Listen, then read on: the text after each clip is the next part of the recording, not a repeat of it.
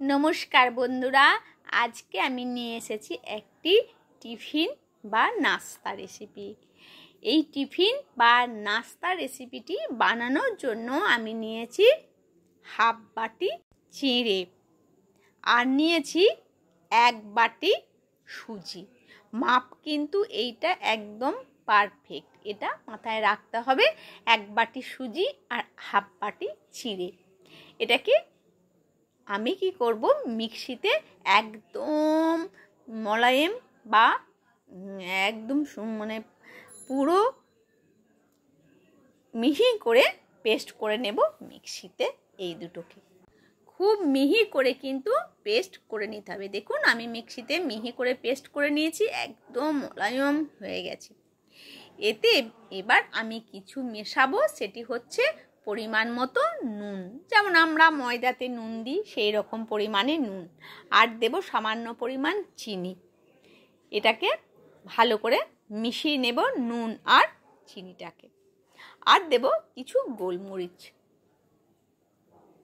গোটা গোলমরিচ দেব কিছু, দিয়ে এটাকে রুম টেম্পারেচারের দুধ দিয়ে এটাকে কিন্তু আমি মিশ্রণটা গুলে নেব। দুধ দিলে টেস্টটা খুব ভালো হবে। আপনারা কিন্তু জল দিয়েও গুলে নিতে পারেন। আমি দুধ দিয়ে এটাকে মেখে নিচ্ছি। ব্যাস, আমার কিন্তু এই দুধটা দিয়ে আমি মেখে নিলাম। খুব ভালো করে মেখে নিয়ে এটা কিন্তু আমি ঢাকা দিয়ে রেখে দেব, কারণ যেহেতু সুজি আছে এটাতে একটু জল টানবে, সেই জন্য আমি আধা ঘন্টা সাইডে সরিয়ে রাখলাম। এবার একটি পাত্রে আমি জল গরম করতে দিলাম। জলটা ফুটে উঠলে এই স্টিলের একটি প্লেট আমি বসিয়ে দেব। টিস্যু পেপারে করে সাদা তেল পুরো প্লেটের মধ্যে আমি লাগিয়ে নেব। তাহলে যখন জলটা আমার ফুটে উঠবে এই প্লেটের মধ্যে তখন বাষ্পটা উঠবে, তাতে আমি বসিয়ে দেব। এবার জলটা ফুটে উঠতে উঠতে আমার টাইম হয়ে যাবে। আমি এবার প্লেটের ঢাকনাটা খুলে নেব, দেখব কতটা আমার নরম হয়ে গেছে। এবার আমি অল্প অল্প করে এখান থেকে নেব আর গোল গোল করে পাকিয়ে একটা প্লেটের মধ্যে আমি তুলে নেব। এইভাবে নেব আর গোল গোল করে পাকাবো আর একটা প্লেটের মধ্যে আমি তুলে নেব। দেখুন আমার প্রত্যেকটা গোল গোল করে আমি পাকিয়ে নিয়েছি। গোল গোল করে পাকিয়ে নেওয়ার পরে এইভাবে লম্বা লম্বা করে আমি পাকিয়ে নেব। আপনারা তো পিঠে বানিয়েই থাকেন, সেই হিসেব মতোই এইভাবে একটু লম্বা লম্বা করে কিন্তু এটা শেপ দিতে হবে। তাহলে আমি পুরোটাই এইভাবে শেপ দিয়ে দিয়ে বানিয়ে নিচ্ছি। ব্যাস, মাঝখানটাতে একটু মোটা থাকবে আর দুপাশে একটু সরু থাকবে। আমি আর যদি হাতের মধ্যে একটু লেগে থাকে তাহলে কিন্তু সাদা তেল একটু নিয়ে হাতে করে নিয়ে কিন্তু আপনারা এটাকে পাকাতে পারেন। ব্যাস, এইভাবে আমি প্রত্যেকটি পাকিয়ে নেব।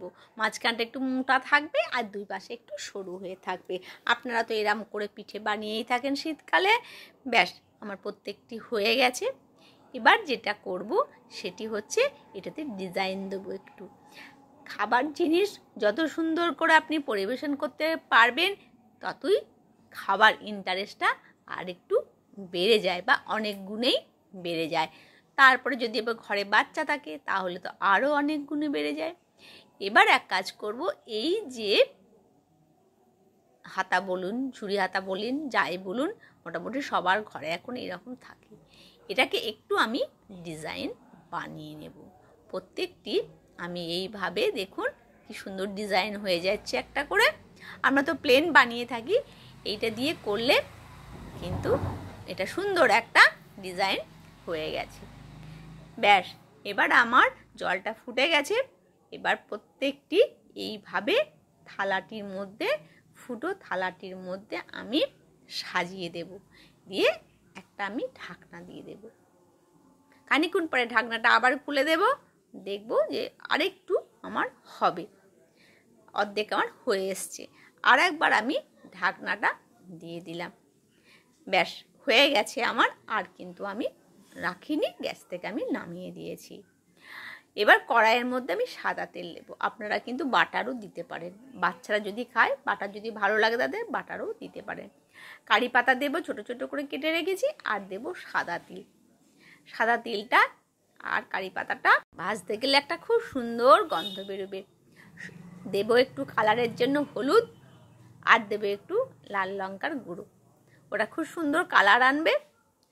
আর এটা যখন আমি ভাজবো এত সুন্দর গন্ধ আসে, পুরো ঘর একদম গন্ধে না, মিষ্টি একটা গন্ধ, কারি পাতা আর এই সাদা তিলের ভাজার গন্ধ খুব মিষ্টি লাগে।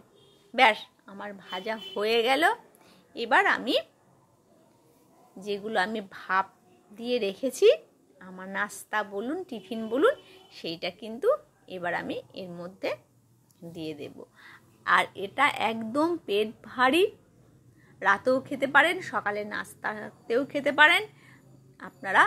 এটা কিন্তু খুব ভারী খাবার, যেহেতু সুজি আছে, চিড়ে আছে, সেই জন্য এটা খেলে কিন্তু একদম পেট ভরে যাবে।